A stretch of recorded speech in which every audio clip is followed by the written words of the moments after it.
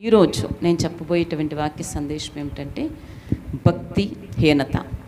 ఒకటి భక్తి, రెండోది రెండు కలిసే ఉంటాయి. భక్తి హీనత. హల్లెలూయ. భక్తి మరొకటి భక్తి హీనత, రెండు కలిసి ఉంటాయి. భక్తి వేరుగా ఉంటుంది, ఆ భక్తితో పాటు ఏకమై ఇంకోటి ఉంటుంది భక్తిహీనత అనే మాట మీద కొన్ని మాటలు. అంటే భక్తిహీనులకు ఉండేటువంటి స్వభావాలు, భక్తి చేస్తూనే ఉంటారు కానీ వాళ్ళకుండే స్వభావాలు ఎలాంటివో కొన్ని 5-6 మాటలు నేను మీకు చెప్తాను. దేవునికి మహిమ కలుగును గాక. ఇప్పుడు నేను చెప్పబోయే అంశం ఏంటంటే భక్తిహీనత. భక్తులుగా కనబడతాం, దానిలో హీనత కూడా కలిగి ఉంటాం. అయితే షునేమీరాలు ఏం చేసిందంటే ఏమని గమనించింది? సేవకుడు వస్తూ పోతూ ఉంటే ఏమని గమనించింది? భక్తి గలవాడు అని గమనించింది. భక్తిహీనత గలవాడని గమనించిందా? కాదు కదా, భక్తి గల సేవకుడు అని గమనించింది. లూదియా ఉంది. లూదియాను బట్టి మనం చూస్తే ఏముంటుందంటే ఆమె భక్తి గల స్త్రీ అని చెప్పబడి ఉంటుంది. లూదియా భక్తి గల స్త్రీ, భక్తిహీనత లేదు. భక్తి అంటే దేవుని యందు మనం చక్కగా భయభక్తులు కలిగి బతకటం, అలాగే వాక్యానుసారంగా నడుచుకోవటం, ఇది భక్తి అంటారు. అయితే ఈ రెండు మిళితమైనటువంటి వారిలో ఉండే లక్షణాలను ఈ రోజున నేను తెలియజేస్తాను. ఒకసారి చేతులైతే దేవునికి స్తోత్రాలు చెప్దామా? ఇంకోసారి చెప్దాం. అప్పుడప్పుడు మీకు నేను ఎంకరేజ్ చేయడానికి కోసమే. ఇంకా వాక్యంలోనికి వచ్చేద్దాం. సామెతల గ్రంథం 10వ అధ్యాయం. భక్తిహీనత కలిగినటువంటి వారికి ఉండే లక్షణాల గురించి నేను చెప్తున్నాను, మీరు చాలా జాగ్రత్తగా వినాలి. భక్తి అని చెప్పుకుంటూ ఆ భక్తి అనే ముసుగులో ఉండేటువంటి వేషధారణతో కూడినటువంటి స్వభావాలు, వీటిని అంటారు. అయితే 10వ అధ్యాయము 20వ వచనాన్ని చూడండి. పైన భక్తిహీనులు అనే ముందు ఒక్కసారి వినండి. భక్తిహీనులు అని చదివే ముందు పైన ఇంకో మాట ఉంటుంది. ప్రతి మాటలో నేను చెప్పబోయే భక్తిహీనులకు ఉండేటువంటి లక్షణాల గురించి చెప్తున్నాను కదా ఈ రోజున. వింటున్నారు మీరు? అయితే ఆ పైన ఇంకో మాట కనబడింది. ఆ వచనంలో ఫస్ట్ లైన్లో ఒక మాట, భక్తిహీనులు అనే దాని పైన ప్రతి మాటలో ఉంటుంది నీతిమంతులు అని ఉంటుంది. అక్కడ నేను చదివించే మాటలో ప్రతి మాటలో నేను ఇప్పుడు భక్తిహీనత గురించి చెప్తున్నాను, జాగ్రత్తగా మీరు వినాలి. దేవునికి స్తోత్రం. చదవండి ఇప్పుడు.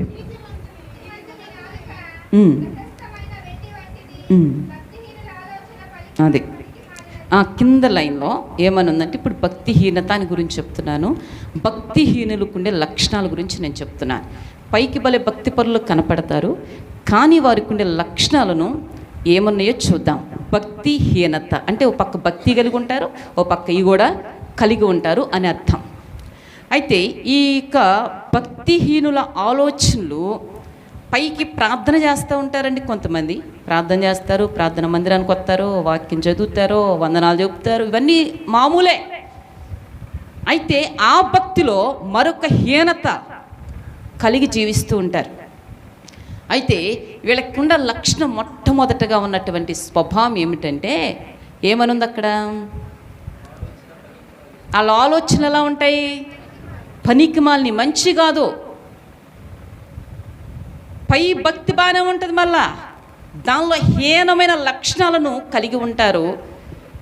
విశ్వాస జీవితంలో దేవుని నమ్ముకున్నటువంటి భక్తిగా ఉన్నటువంటి మనలో ఈ హీనమైన లక్షణాలు కనపడకూడదు, భక్తి కలిగినట్టుగా కనపడాలి. భక్తిహీనత కలిగినటువంటి వారిలో ఉండే మొట్టమొదటి లక్షణం ఏంటంటే పనికి మాలిన ఆలోచనలు కనపడతాయి అంటారు. ఈ పైకి కనపడవు, లోపల చేసే ఆలోచన కనపడిద్ది అంటారా?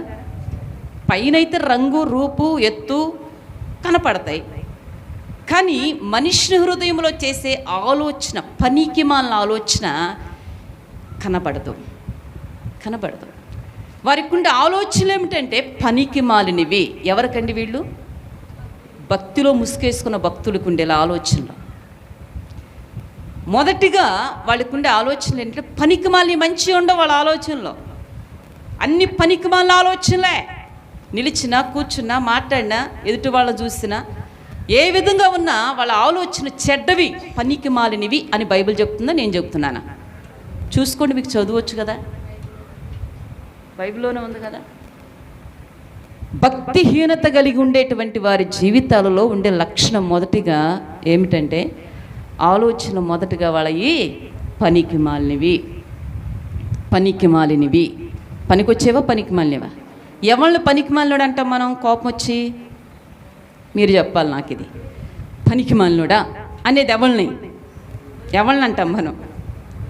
మీరు వింటున్నారు, ఇక్కడే ఉన్నారా? మీరు అందరు అనకపోతే మౌత్ మీకే ఇచ్చేస్తా, మీరే చెప్పేద్దరు. మీరు ఎవరైతే తినకుండా ఉంటారో వాళ్ళకి మౌత్ అప్ చెప్తాను, నేను సైలెంట్గా కూర్చుంటా. పాడుకుంటారో, సాక్ష్యం చెబుతారో, వాక్యం చెబుతారో, మళ్ళీ తిరిగి నన్ను నిలబడి వాక్యం చెప్పంటారో, అది మీ ఇష్టం. జాగ్రత్తగా వినండి. నాకు ఇవ్వబడిన కొద్ది సమయంలో మరలా నేను వెళ్ళిపోతాం, ఎట్టవడం అటు వెళ్ళిపోతాం. మరలా కలుసుకునే మొక్కలు ఇప్పటికండి మనకి ఆదివారం. మళ్ళీ మధ్యలో మీరు కనపడరు, నేను కనపడను. వచ్చినప్పుడు సమయాన్ని చాలా సద్వినియోగం చేసుకుని జాగ్రత్తగా దేవుని మాటలు విందాం. అయితే భక్తిహీనులు ఆలోచనలు ఎలాంటివంట? పనికి మాలినవాడా అని మనం ఎవరిని అంటాం? తల్లిదండ్రుల మాట వింటున్నాడు, భార్యాభర్తలు ఒకళ్ళొకళ్ళకి అర్థం చేసుకుంటూ మాటలు వింటున్నారు, కుటుంబంలో ఏ సమస్య లేదు, అందరూ నీకు అనుకూలంగా ఉంటే మనం పనికి మాలినోడా అంటామండి? అంటామా? అన్నీ బాగున్నాయి పరిస్థితులు, లేకపోతే మనకు అనుకూలంగానే ఉన్నాయి, ఉండినప్పుడు వారిని పనికి మాలినోడా అంటామా? అనం. ఎవరిని అంటాం ఆ మాట? వారిలో ఉన్న లక్షణాలు చూసి, పనికి మాలిన పనులు చూసి పనికి మాలినోడా అంటాం మనం. అంటే పనికి రానోడా అన్నట్టుగా. వాళ్ళ లక్షణాలు చూసి, వాళ్ళ ప్రవర్తన చూసి, వాళ్ళ మాట తీరును చూసి, వారి ఆలోచనలు చూస్తే ఈడెక్కడో పెద్ద పనికి మాలినాడు, ఇది ఎక్కడో పనికి, ఇది మంచిదా అంటారా లేదా? చెప్పండి. మనమే కోపం వచ్చేసి అంటాం కదా. మన పిల్లలు వినకపోతే, మన అమ్మాయి వినకపోతే, మన అబ్బాయి వినకపోతే, మన ఇంట్లో వాళ్ళు వినకపోతే పనికి మాలినాడు, ఎంత చేతి చెప్పినా నువ్వు వినవు అని చెప్పేసి, అంటే వాళ్ళని ఆ యొక్క భక్తిహీనతలో ఉన్నటువంటి వారిని కూడా దేవుడు అదే పిలుపు పిలవబోతున్నాడు రేపు. హల్లెలూయా. అదే భక్తిహీనతలో, భక్తి ఒక పక్కన ఉంటుంది, హీనమైన లక్షణాలు మరొక పక్కన ఉంటాయి. భక్తి ఒక్కటి కలిగి ఉండు, నీ జీవితంలో బాగుపడతావు.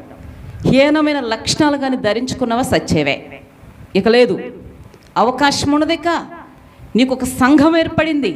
యేసు ప్రభు వారు తన రక్తాన్ని కార్చి, ఆయన ఏ పాపము చేయకపోయినా పాపం చేసినటువంటి మనల్ని రక్షించటానికి, పనికిమాలినమైన మనల్ని కాపాడటానికి, దుర్బుద్ధులతో నిండిపోయినటువంటి మనల్ని బాగు చేయటానికి, శాపము చేత, త్రాగుడు చేత, వ్యసనాల చేత, అనేకమైన ఈచ్ఛల చేత దేవునికి దూరమైపోయి కుటుంబాలను పట్టించుకోనటువంటి రీతిలో ఉంటున్న స్త్రీ, పురుషుడు, పిల్లల గురించి దేవుని వాక్యం చెప్తుంది.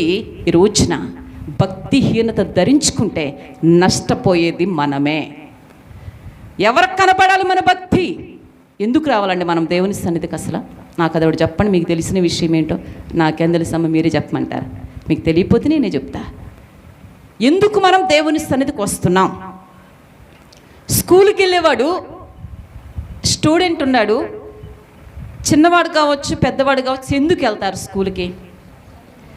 టీచర్ని బాగు చేయడానికి వెళ్తారా? వాళ్ళ జీవితాలను బాగు చేసుకోవటానికి వెళ్తారా? ఎవరి జీవితాలు బాగోవటం కోసం? అది ఇప్పుడు నన్ను బాగు చేయటం కోసం మీరు రావట్లా, మీరు బాగోవటం కోసమే రావాలి. దేవుని కోసం వస్తున్నానమ్మా నేను అంటాం మనం. దేవుని కోసం కాదు నువ్వు వస్తుంది, నీ కోసమే నువ్వు వస్తున్నావు. నీ జీవితం బాగుపడే దానికోసమే నువ్వు వస్తున్నావు. నీ కుటుంబము దీవించబడే దానికోసమే నువ్వు వస్తున్నావు. నీలో ఉన్న దుఃఖం పోవటానికి నువ్వు వస్తున్నావు. నీలో ఉన్నటువంటి పాపం అంతటిని తీసివేసుకోవటానికి దేవుని సన్నిధికి వస్తున్నావు. నేను దేవుని కోసం వస్తున్నాను అనకూడదు, నేను బాగుపడే దానికోసమే వస్తున్నాను. నా కుటుంబం బాగుపడే దానికోసం వస్తున్నాను. నా పాపాలు తీసివేసినటువంటి యేసు మార్గంలో నడుచుకోవటానికి నేను వస్తున్నాను. నేను బాగవటం కోసం వస్తున్నాను. నేను మొదటగా చెప్పాను మీకు, స్టూడెంటు తన భవిష్యత్తు కోసం బాగుపడటానికి స్కూల్కి వెళ్తాడా, టీచర్ని బాగు చేయటం కోసం వెళ్తాడా అని నేను చెప్పాను మీకు. ఎవరు బాగుపడటానికి కోసం అండి? అది తను చదువుకుని, ఆడపిల్లైనా మగపిల్లడైనా ఎవరైనా సరే వారు చదువుకుని వారి భవిష్యత్తును కట్టుకోవడానికి, మంచి ఉద్యోగం సాధించాలనో, మంచిగా నా లైఫ్ ఉండాలనో ఇలా ఆలోచన చేసి స్కూల్కి వెళ్ళిపోయి చదువుకుని గొప్పవారు అవుతూ ఉంటారు. అవునా కదా? ఇప్పుడు దేవుని మందిరానికి నువ్వు దేవుడి కోసం రావట్లా, నా కోసం రావట్లా. ఎవరి కోసం వస్తున్నావు? మన కోసం మనము వస్తున్నాం. ఈ భౌతికంగా దేవుని మేలులు అనుభవించడానికి, సచ్చినాక పరలోకం పోవటానికి. హల్లెలూయా. ఒక ఆయన అంటాడు, ఈ మాట చెప్తే సచ్చినాక గాల్లో వెళ్ళిపోద్ది. ఏంటది? గాల్లో నుంచి వచ్చిందా, దేవుడి దగ్గర నుంచి వచ్చిందా ఈ ఆత్మ? గాల్లో నుంచి రాలా. దేవుడు మనలోనికి ఊదినటువంటి ఆత్మతో మనం బ్రతుకుతున్నాం. అంతేగాని గాల్లో నుంచి వచ్చింది, ధూళిలో నుంచి వచ్చింది, నేను మరలా తిరిగి గాల్లో కలిసిపోతాను, ధూళిలో కలిసిపోతానంటే ఆ వ్యవస్థ కుదరదు. గాల్లో నుంచి రాలా, మనము ధూళిలో నుంచి రాలా. ఎక్కడి నుంచి వచ్చాము అంటే దేవుని పోలికలో మనము చేయబడ్డాము, దేవుని స్వారూప్యములో మనం ఉన్నాము కనుక, దేవుని ప్రజలమై ఉన్నాము కనుక మనము తొలగిపోయాము. మన పాపముల చేత దేవునికి దూరస్థులమైపోతే మరలా క్రీస్తు యొక్క ప్రేమ ద్వారా దేవునికి మనకు ఐక్యత కలిగింది. దేవుని సన్నిధిలోనికి మనం వచ్చాం. హల్లెలూయా. ఇప్పుడు మన కోసం వచ్చాం, ఎవరి కోసమో రాలా. మనం బాగు చేసుకోవటం కోసం మనం వచ్చాం. మన కుటుంబాలు బాగుపడేదాని కొరకు మనము వస్తున్నాం. ఎవరైనా దేవుని మాట వినేవాళ్ళండి, మీరు సామాన్యులా? హల్లెలూయా. మీరు అన్నీ బాగున్నప్పుడు, దేవుని అవసరత లేనప్పుడు దేవుని మాట చెప్తే తింటారండి ఎవరన్నా? మీరైనా విన్నారంటారా? వినలా. ఎప్పుడు మీరు వినారు? మీకు ఏదో బాగున్నప్పుడు కదండి, మీకేదో సమస్య వచ్చినప్పుడు, లేకపోతే మీ హృదయంలో వేదన ఉన్నప్పుడు, మీ సమస్యలను బట్టి దేవుని మందిరానికి వచ్చారు, అవి పోగొట్టుకోవటానికి. అవునా కదా? పోగొట్టుకోవటానికి దేవుని మందిరానికి మనము వచ్చాం. దేవుని కొరకు కాదు కానీ మన కొరకు మనం వచ్చాం.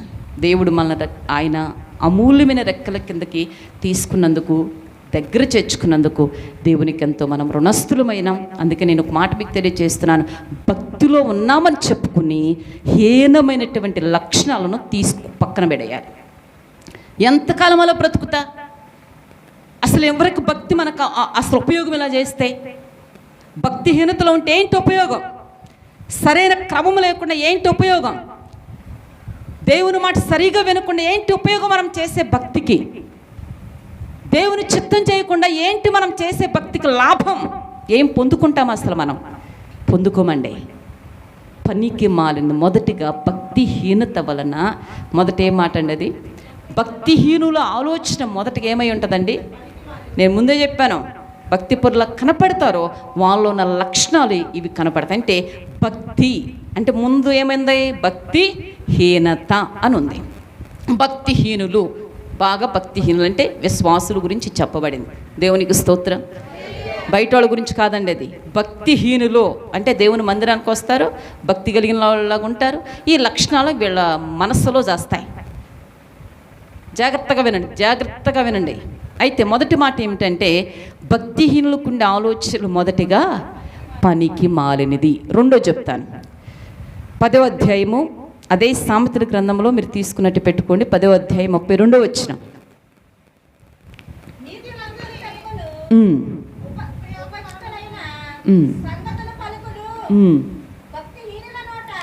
భక్తిహీనుల నోట ఏనండి, జాగ్రత్తగా వినండి. మొదటిది ఏంటంటే వారి ఆలోచనలు, హృదయంలో ఉండే ఆలోచనలు ఎలాంటివి? పనికి మాలినవి. రెండోది హృదయంలోంచి బయటకు వచ్చేటువంటి మాటలు. ఏమనుంది అక్కడ? భక్తిహీనుల నోటి మాటలు మూర్ఖంగా ఉంటాయండి. భక్తి కలిగిన వాళ్ళకి మాట్లాడాలన్నా భయం వేస్తుంది, జాగ్రత్తగా ఉంటారు. భక్తిహీనులు ఆదివారం మందిరానికి వస్తారు, ఇంటికి వెళ్ళిపోయిన తర్వాత అందరి మధ్యలో ఏకమైపోయి వాళ్ళు ఏం మాట్లాడతారు, ఇది అదే మాట్లాడతారు. వాళ్ళ నోట ఏముంటుందంటే మూర్ఖపు మాటలు, మూర్ఖమైన మాటలు. ఎక్కువగా చండాలకు మాట్లాడారనుకోండి, అర్థం పర్థం లేకుండా మాట్లాడారనుకోండి, అప్పుడు వారిని ఏమంటాం మనం? వీడు పెద్ద మూర్ఖుడు, ఈయన రకం కాదు, చెప్పినా మారే రకం కాదు, వీడు పెద్ద మూర్ఖుడు, అమ్మాయినైతే ఇది పెద్ద మూర్ఖురాలు అని చెప్తాం. అయితే భక్తిహీనులకుండే రెండవ లక్షణం ఏమై ఉంది? మూర్ఖపు మాటలు. మూర్ఖపు మాటలు, అర్థం పర్థం లేని వాగుడు, అర్థం పర్థం లేని మాటలు, అర్థం పర్థం లేని వాగుడు వాగి వాళ్ళు భక్తిహీనులైపోతూ ఉంటారండి. దేవుని మందిరంలో చక్కగా కనపడతాం, మళ్ళీ యథాస్థితిలోకి వెళ్ళిపోయి లోకంలోకి వెళ్ళిపోయి ఇంటికి వెళ్ళిపోయి మనుషుల మధ్యలోకి వెళ్ళిపోయి అందరి మధ్యలోకి వెళ్ళిపోయి కలిసి తిరిగి చేస్తూ ఉంటారు. ఈ భక్తికి అర్థం ఉండదు. అందరితో కలిసి తిరిగే రకాలిళ్ళు అంటారు. నీకు ఒక ప్రత్యేకత ఉండాలి. ఈ రోజు నీకు తెలియదండి దీని విలువ. ఒకరోజు దాని విలువేంటో నువ్వు కన్నులార చూసి అనుభవిస్తుంటే అప్పుడు సంతోషానికి అవధులు ఉండకుండా ఉంటాయి నీకు. హల్లెలూయా.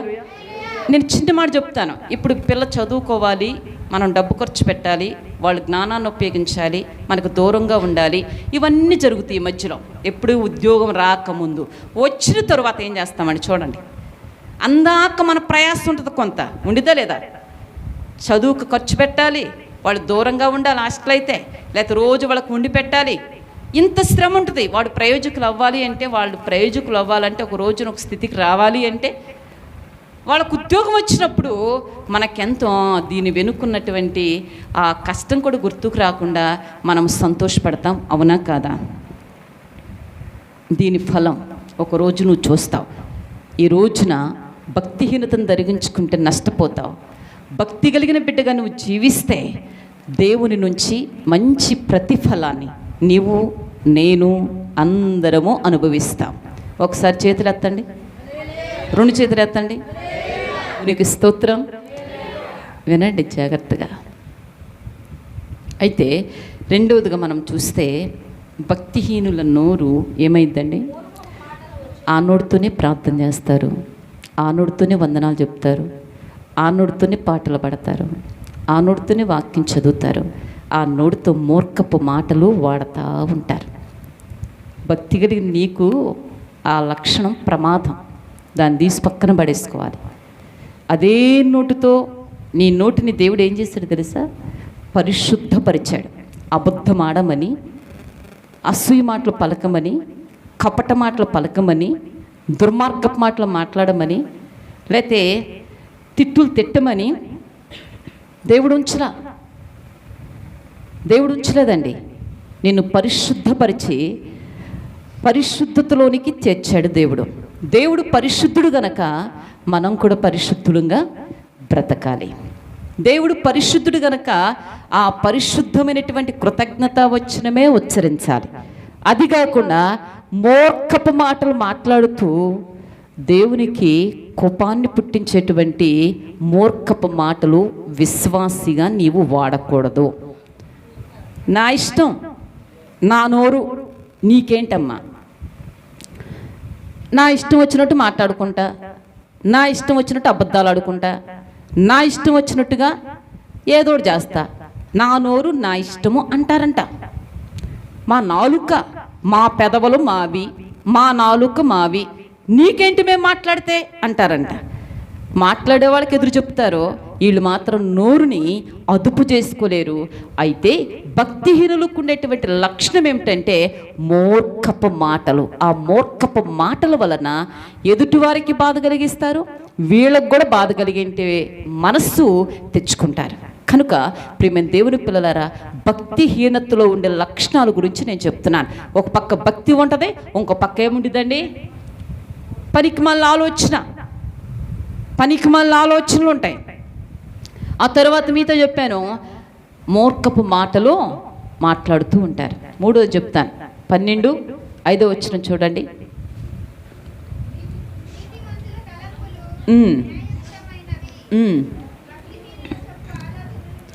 మూడో మాట ఇది. భక్తిహీనుడు చెప్పే ఆలోచనలు, నేను ప్రతి మాట చదివించేటప్పుడు పైన ఒక మాట ఉండదు అంటున్నాను నేను. ఏ మాట అది? నీతిమంతులు వాళ్ళ యొక్క రీతి, వాళ్ళ యొక్క స్వభావాలు అక్కడ పైన రాయబడి ఉంటాయి. అయితే ఇప్పుడు భక్తిహీనుల గురించి మనం మాట్లాడుకుంటున్నాం. భక్తిహీనులు చెప్పే ఆలోచనలు ఎలా ఉంటాయి అంటే, అమ్మా మంచి చెప్పరు, వాళ్ళు మంచి చెప్పరు. మీ ఆయనంటే నీ మాట ఎండో అని చెప్తారు. మీ అత్త, ఇవన్నీ మీ తోడుకోళ్ళ, మీ చెల్లె, మీ అక్క, ఇవన్నీ వివరించి భక్తిహీనులకు ఉండే లక్షణాలు ఏంటంటే మోసకరమైన ఆలోచనలు, ఇతరుల మీద మోసకరమైన ఆలోచనలు, సహోదరుల మీద మోసకరమైన ఆలోచనలు. వాళ్ళు మాట్లాడే మాటలు ఏముంటుందంటే మోసం. మూడోదిగా మోసకరమైన మాటలు. ఇవన్నీ మీకు కొట్టినట్టు ఉండొచ్చు, ఇవన్నీ మనకి ఇబ్బందికరంగా ఉండొచ్చు, కానీ బైబిల్ చెప్తుందని మనం అనుసరించకపోతే నష్టపోయేది మనమే.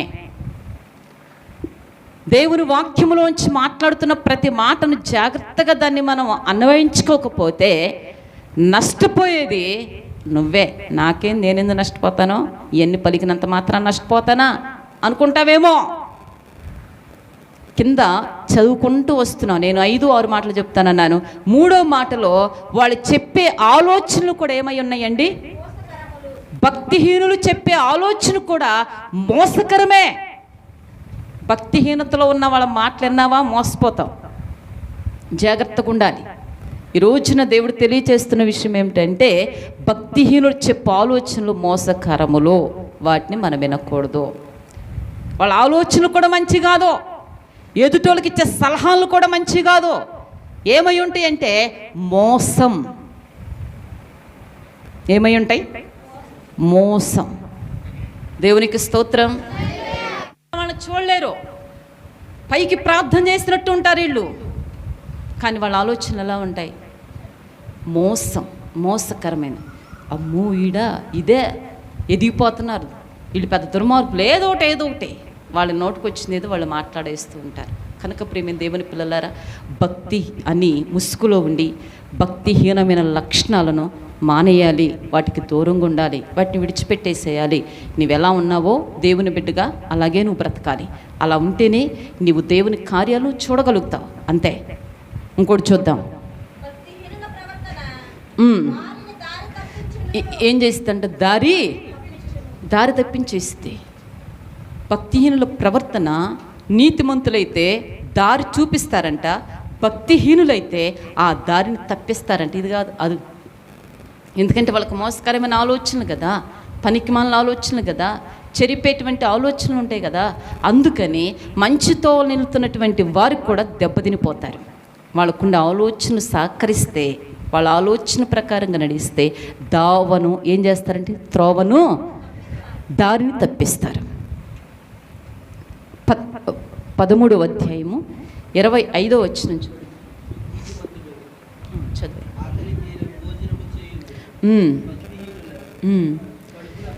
నేను ఎన్నో మాట చెప్తున్నాను ఇప్పుడు, ఇదే 5వ మాట. భక్తిహీనులు కడుపునకు లేమి కలుగుతుంది.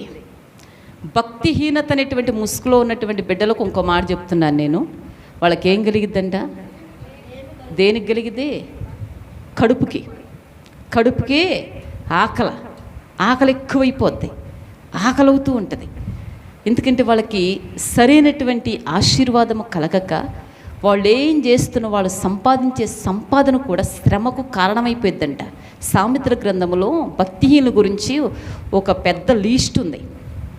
భక్తిహీనులుగా ఉన్నటువంటి వారి మీదకి ఏమొస్తుందో, భక్తిహీనుల యొక్క నడవడిలు ఎలా ఉంటాయో, భక్తిహీనుల యొక్క ఆలోచనలు ఎలా ఉంటాయో, భక్తిహీనులు ఇంటి మీదకి ఏమొచ్చిందో అవన్నీ చక్కగా రాయబడి ఉన్నాయండి సామెతల గ్రంథంలో. సొలొమోను చక్కగా రచించాడు వాటిని. అయితే భక్తిహీనులు కడుపునకు ఏం కలిగిద్దండి? తినలేరు. శ్రేష్టమైన దేవుని వాక్యం చెప్తుంది యెషయా గ్రంథంలో, సమ్మతించిన ఆ మాట మీరు వింటే భూమి యొక్క సమస్తమైన పదార్థాలు, భూమి మీద ఎన్నిటిని చక్కగా దేవుడు మరి ఉంచాడో ఆ పదార్థాలన్నీ భుజించే కృప దేవుడు నీకు ఇస్తాడు. లేకపోతే భక్తిహీనతలో ఉంటే కడుపుకి ఏం కలిగిద్ది? లేమి, ఆకలి కలుగుతుంది. ఒకవేళ తిన్నట్టు ఉంటావు, సంతృప్తికరమైనటువంటి భోజనాన్ని నువ్వు చేయలేవు, తృప్తి తీరదో, మళ్ళీ తిరిగి ఆకలి అవుతుంటుంది. అందరు తినే భోజనం చూసుకుని ఒక్కోసారి బాధపడతాం. వాళ్ళు చూడు మంచి భోజనం తింటున్నారు, నా కర్మ ఏంటో అనుకుంటాం మనం కదండి. కర్మ ఇదని తెలియదో ఈ భక్తిహీనతలో ఉంటున్నామని.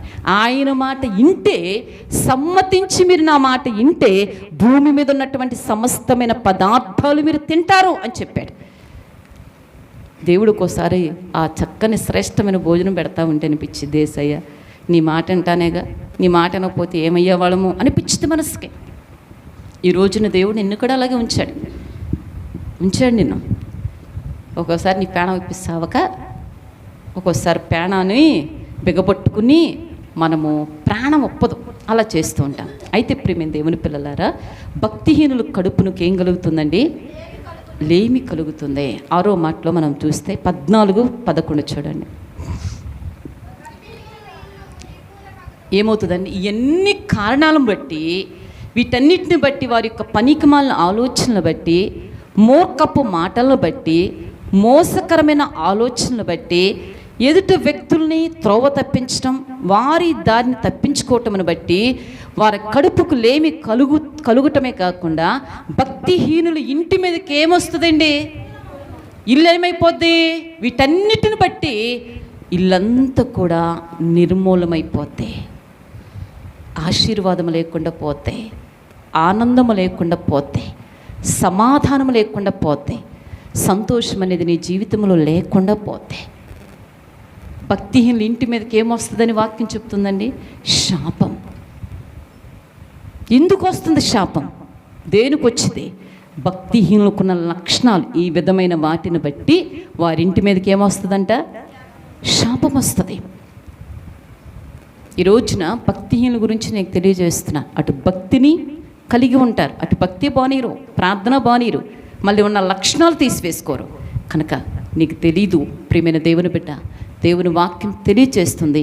భక్తిహీనత అనే ముసుగులో ఉండి నేను భక్తి చేస్తున్నాను, దేవుడు నన్ను దీవించట్లేదో, దేవుడు నేను అడిగింది ఇవ్వట్లేదో, దేవుడికి నేను ఇష్టం లేదు, అసలు దేవుడు ఉండాడా లేడా, ఇవన్నీ ఆన్సర్లో క్వశ్చన్ నీలోకి వచ్చేస్తూ ఉంటాయి. ఎన్ని ఆలోచనలు వచ్చేస్తూ ఉంటాయి. నువ్వేమో నడుచుకునేదే భక్తిహీనతలో. మన ఆలోచనలు ఏమన్నా పనికి మాలినవి, మన నోటి మాటలు ఏమన్నా మూర్ఖంతో కూడినవి, మనకున్న ఆలోచనలు ఏమన్నా ఎప్పుడు మోసకరములే, మనం ఎప్పుడు కూడా దారి తప్పించేటువంటి వైఖరిలో ఉంటాము.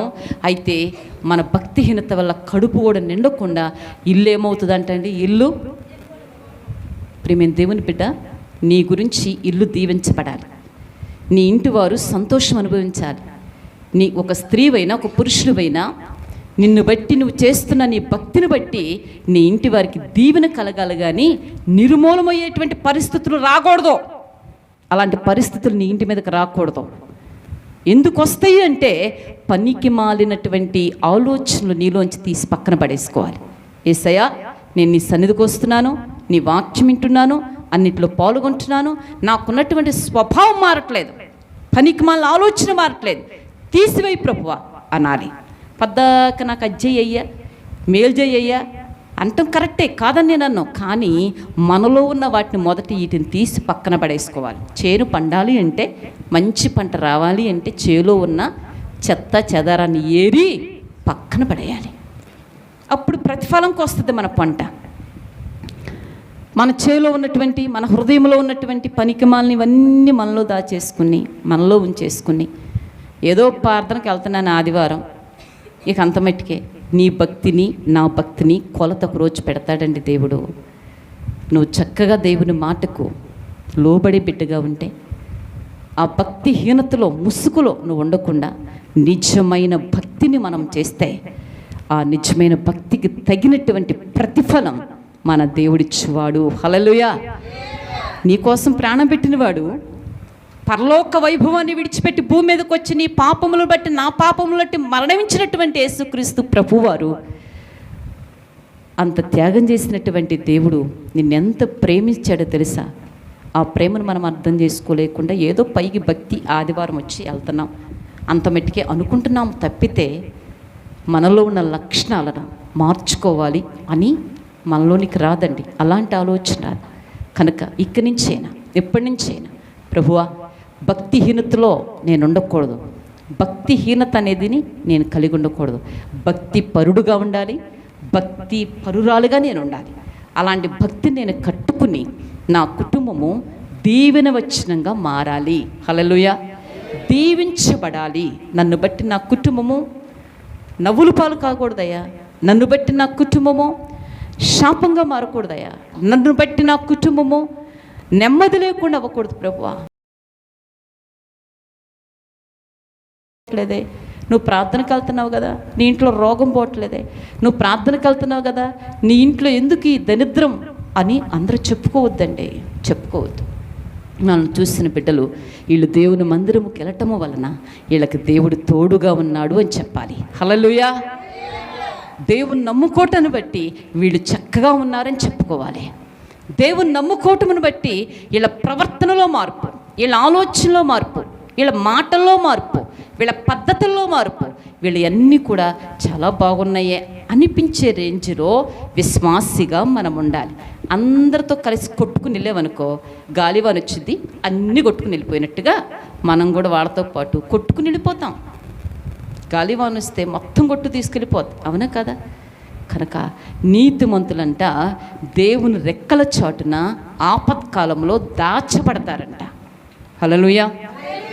కనుక ప్రియమైన దేవుని పిల్లలారా, నేను మీకు తెలియజేస్తున్నాను, భక్తిహీనత అనేది మనలో ఉండకూడదు. భక్తి అనే మొదటి మాటను మనం జాగ్రత్తగా గట్టిగా పట్టుకోవాలి. భక్తిహీనులకు ఉండేటువంటి లక్షణాలను నేను చెప్పాను. మనలో ఎవరికైనా ఇలాంటి లక్షణాలు ఉంటే ఈ రోజు నుంచే మనల్ని మనం ఏం చేసుకుందామండి, సరి చేసుకుందాం. కించపరచట్లో నేను ఎవరిని, మనం అందరము చెడ్డవారమే. దేవుని వాక్యం పవిత్రమైనది. ఆ పవిత్రమైన వాక్యాన్ని జాగ్రత్తగా పట్టుకుని, ఆ పవిత్రమైన మాటలు మన హృదయంలో ఉంచుకొని జాగ్రత్తగా నడిస్తే నిశ్చయముగా దేవుడు మన కార్యాలను జరిగించి, నీ కన్నీటిని తుడిచి, నీకున్న అవసరాలు తీర్చి, ఏ వేదనతో నువ్వు బాధపడుతున్నావో, ఏ కన్నీళ్లతో నువ్వు రేయింబగులు గడుపుతున్నావో, ఏ బాధలు నిన్ను అలా వెంబడిస్తూ ఉంటాయో, వాటినన్నిటి నుంచి కూడా మన ప్రభు మనల్ని విడిపించగలడం. ప్రాణం పెట్టిన దేవుడు వీటినన్నిటి నుంచి విడిపించడా, విడిపిస్తాడు. నీవు జాగ్రత్తగా ఉండటం నేర్చుకో. నిశ్చయముగా దేవుడు మన కుటుంబాలను దీవించాలని ఆశించాలి. మన కుటుంబాల కోసం మనం ప్రార్థన చేయాలి. భక్తిహీనత అనే దాన్ని మాత్రం మనము ఉంచుకోకూడదు. భక్తి అనేటువంటి పదం మన జీవితంలో ముందుంచుకోవాలి. ఆమె చెప్తుంది కదండి, మీరు ఎలా ఏమందండి సేవకుడిని, ఈయన భక్తిగల సేవకుడు అంది, భక్తిగల సేవకుడు అంది. అలా మనం భక్తి కలిగినటువంటి రీతిలో మనం నడుచుకుని దేవునికి ఇష్టమైన బిడ్డలుగా ఉండాలని, అటు ఇటుగా ఉండొద్దు, దేవుని కొరకు నిలబడండి. దేవుని కార్యాలు జరగకపోతే మొన్న నేను చెప్పాను, నన్ను అడగండి అన్నాను, అవునా కదా? మనం దేవుళ్ళు కరెక్ట్గా, దేవుళ్ళు నమ్మకంగా అన్ని విషయాల్లో ఉండి, నాకెందుకమ్మా దేవుడు చేస్తాడని చెప్పావు కదా, ఎందుకు చేయట్లా అని నువ్వు అడగటానికి దమ్ముంటుంది. ఉద్యోగానికి వెళ్ళి నీకు అన్ని ప్రూఫ్లు తీసుకెళ్ళాలి. ఏది లోపించినా ఆవిడ పిరికితో నుంచోవాలి, అవునా కాదండి? ఒక అధికారి దగ్గరికి పట్టుకుపోవాలని నువ్వు బ్యాగులో పెట్టుకుని వెళ్ళిన తర్వాత అడిగే ప్రతి దానికి ఆ ప్రూఫ్ చూపించాలి. ఇదిగండి నా 10th, నా ఎంట్రీ, నా డిగ్రీ, నా మార్క్స్ వచ్చింది అన్నీ చూపించాలి. డేరుగా అవన్నీ బ్యాగ్లోనే చక్కగా చూపిస్తాడు. వాటిలో ఏది లోపించినా తీసుకెళ్ళి చూపించగలుగుతాడో, అడుగుతాడో భయం, ఏమడుగుతాడో భయం, పీకులాట ఉంటుంది. కనుక ప్రియమైన దేవుని పిల్లలారా, నువ్వు దమ్ముగా దేవుని కార్యం జరగాలంటే నీ కుటుంబంలో, నీ జీవితంలో భక్తిహీనులుగా బ్రతకూడదు, కానీ భక్తి కలిగి దేవుడిని రోషంగా అడగండి. ఆయన ఇవ్వలేకపోతానికి చేతను కాని దేవుడు కాదండి, అన్నీ కలిగి ఉన్న దేవుడు, అన్నీ చేయగలిగిన సమర్థుడు, అన్నిటినీ నిర్మించినవాడు, అన్నిటినీ కలగజేసినవాడు. ఆయనకి మించిన వారు ఈ లోకంలో మరెవ్వరు కూడా లేనే లేరు. ఆయనను తప్పితే నిన్ను ఆదరించేవారు ఎవ్వరు లేరు. నువ్వు ఎక్కడికన్నా పో, ఆదరించేవారు దొరుకుతారేమో పట్టుకుందామని చూసినా ఎక్కడికి వెళ్ళినా తిరిగి ఒక రోజున యేసయ్య దగ్గరకు రావాల్సిందే. హల్లెలూయా. దేవుని ఎదుట మోకాళ్ళు వేయాలి, అది దేవుని వాక్యం. కనుక ప్రేమ దేవుని పిల్లలారా, భక్తిహీనత కలిగి ఉండకూడదు. నేను ఎన్ని చెప్పానండి మీకు? 6 చెప్పాను, 6 మాటలు చెప్పాను. భక్తిహీనులకు ఉండేటువంటి లక్షణాలు ఏమిటో మీకు చెప్పాను. మొదటిగా ఏంటో మీరే చెప్పాలి. మొదటిది భక్తిహీనులకు ఉండేటువంటి లక్షణాలు ఏంటండి?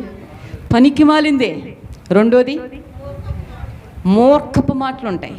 మూడోది మోసకరమైన ఆలోచనలు ఉంటాయి. దారి తప్పించి పడేస్తారు మంచోడిని కూడా ఇలాంటి వాళ్ళు. కడుపుకి ఏం కలిగిద్దండి? లేం కలిగిద్ది. వాళ్ళ ఇంటి మీదకి ఏమొస్తుంది? ఇంటి మీదకి శాపం. కనుక మన శాపగ్రస్తమైన వాటిలోంచే యేసయ్య మనల్ని విడిపించాడు. ఆ శాపంలోకి తిరిగి మళ్ళా వెళ్ళకూడదు. భక్తి చేస్తున్నామని ఏదో నామకార్థంగా వచ్చి వెళ్ళకూడదు. ప్రభువా, నీలో నన్ను స్థిరపరిచయ్యా, నీవు నాటిన మొక్కగా నన్ను చేయండి. నీ సన్నిధిలో నా కుటుంబం వర్ధిల్లుతూ ఉండాలి. దినదినము నీ సన్నిధిలో భయము భక్తితో నేను ఎదుగుతూ ఉండాలి. నా కుటుంబంలో కనబడుతున్న ఈ లేమి కనపడకూడదు. నా కుటుంబంలో కనబడుతున్న ఈ శోధనలో మరలా తిరిగి కనపడకూడదు. నా కుటుంబంలో కలుగుతున్నటువంటి ఈ అనారోగ్యతలు తిరిగి కనపడకుండా చేయి ప్రభువా. నీవు గొప్ప దేవుడివని మన దేవుని ఎదుట మనల్ని మనం అప్పగించుకుని ప్రార్థన చేసి మనకున్నటువంటి ఆ యొక్క నీచమైన స్వభావాలు విడిచిపెట్టేసి భక్తిహీనతలో ఎవరైతే ఉన్నారో వీటినన్నిటిని గుర్తుపెట్టుకోండి. ఆ భక్తిహీనత నుండి మనం బయటకు వచ్చినప్పుడే నిశ్చయంగా దేవుడి విడుదల నీకు ఇస్తాడు. నిశ్చయంగా దేవుని ఆశీర్వాదం మనకు కలుగుతుంది. కనుక ఇది గుర్తుపెట్టుకోండి. నేను 6 మాటలు చెప్పాను. పోయిన వారంలో కూడా ఒక మాట గుర్తు చేశాను మీకు. ఏం గురించి చెప్పాను? మన దేవుడు సర్వము చేయగలిగినవాడు. చనిపోయిన వారి సహితం దేవుడు మనకి లేపినవాడు, గొప్పవాడు. ఆ గొప్ప దేవుని గురించి మనం మాట్లాడుకున్నాం. ఈ రోజున మరి భక్తిహీనత అనేటువంటి ప్రజలతో దేవుడు తెలియజేస్తున్నాడు. ఆ ముసుగులో నువ్వు ఉంటే బయటకు వచ్చేసి, ప్రభువా, ఈ గుణాలు నాలో ఏవి ఉండొద్దు, నిన్ను పోలి నడుచుకునే జీవితం నాకు ఇచ్చి నా కుటుంబాన్ని, నా బిడ్డలను, నన్ను, నా గ్రామాన్ని, నా సంఘాన్ని నీవు కాపాడమని ఒక చిన్న ప్రార్థన నువ్వు చేసే బిడ్డగా ఉంటే నీ ప్రార్థన ఆలకించి దేవుడి నీ జీవితానికి నెమ్మది సమాధానాన్ని దయచేస్తాడు. దేవుడి మాటలు మన వినికిడిలో దేవుడు దీవించునుగాక. ఆమేన్.